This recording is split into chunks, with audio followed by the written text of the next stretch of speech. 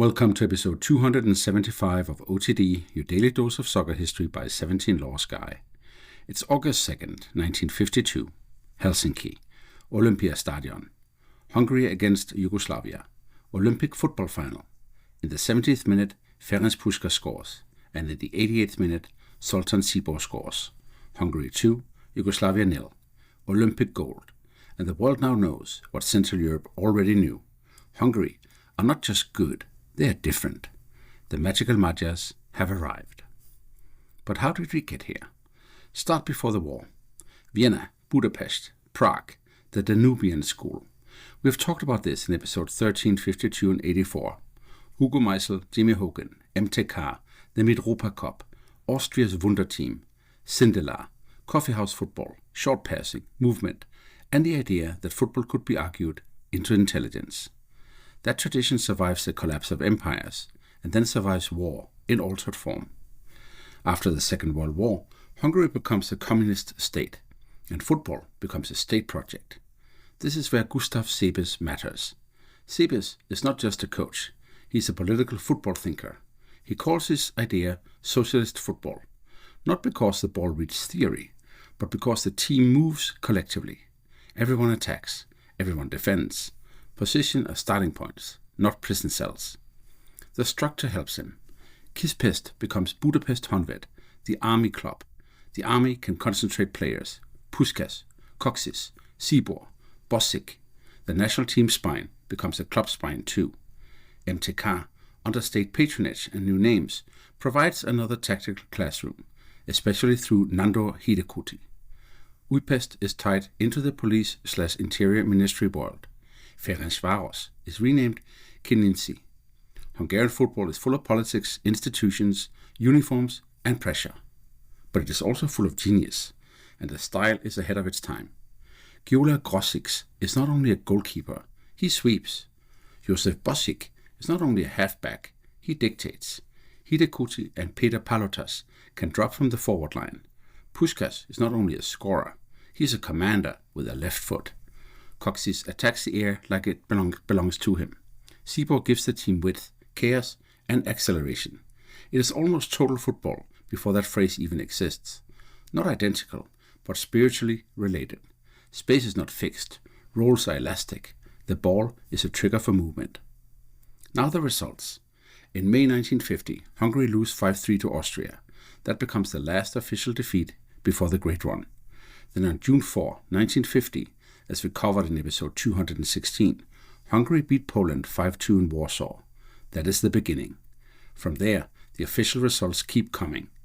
There are unofficial blemishes, including a defeat to a Moscow 11 in the wider political football calendar. But in official internationals, Hungary do not lose. They go through 1950, then 51, and then into 52.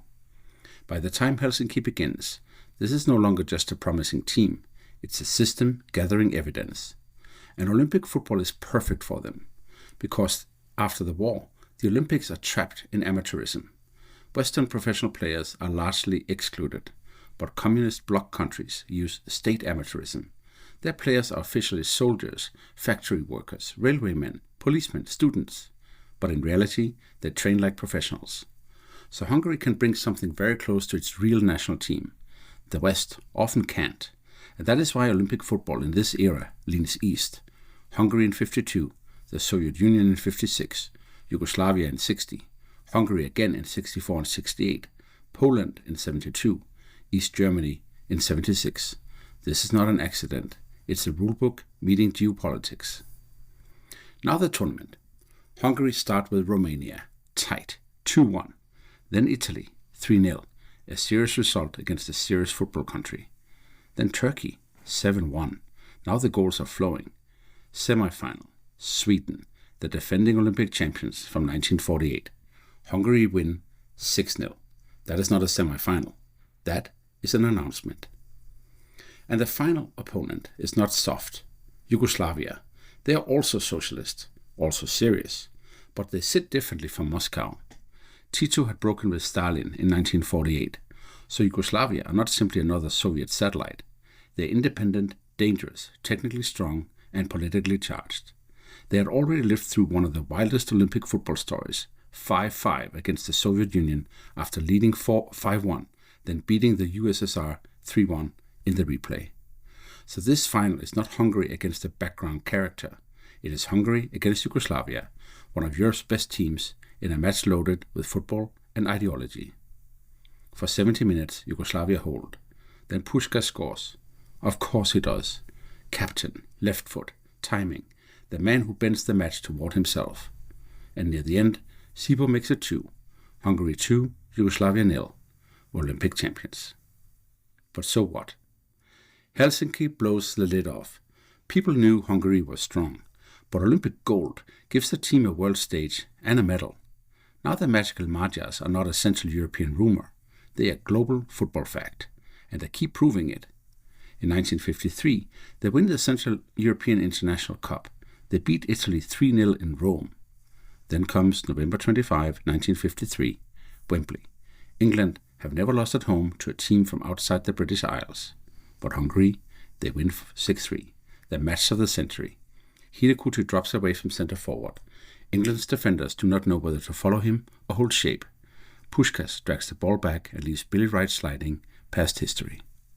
Then, in Budapest in 1954, Hungary beat England 7-1, 13-4 over 2 games. The old football empire has been given a lesson. The 1954 World Cup becomes the expected coronation. Hungary arrive in Switzerland as Olympic champions, Central European champions, and the best team in the world.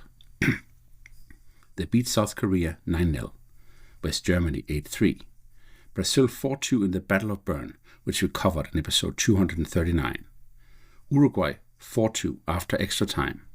Then comes the final. Bern, West Germany again, and Hungary lead 2-0 after 8 minutes. Puskás and Czibor.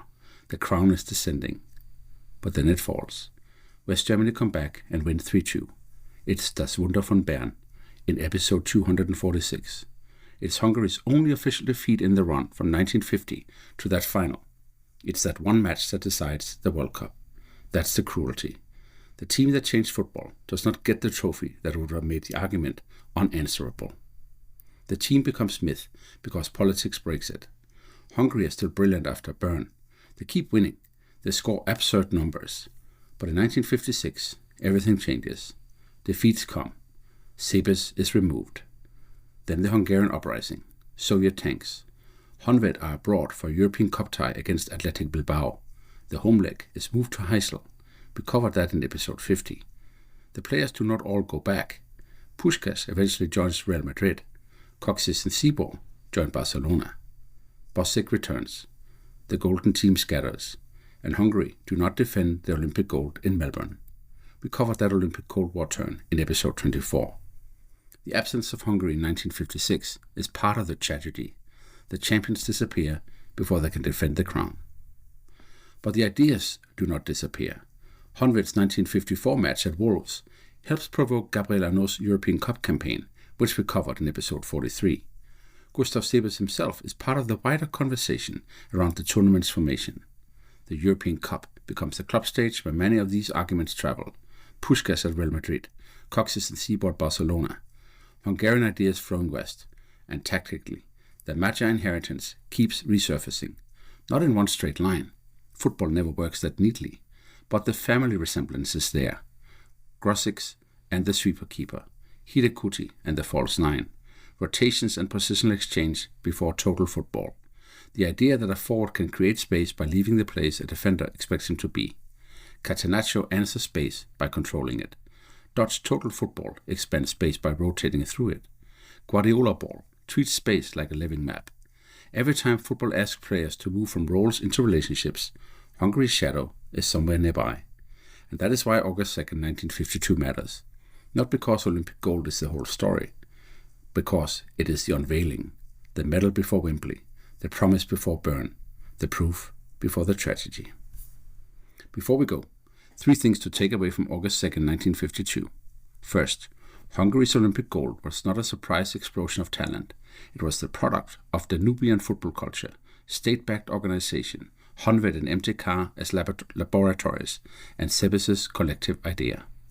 Second, Olympic football's amateur rules gave the communist bloc a structural advantage. Hungary could bring something close to its real national team, while many Western countries couldn't.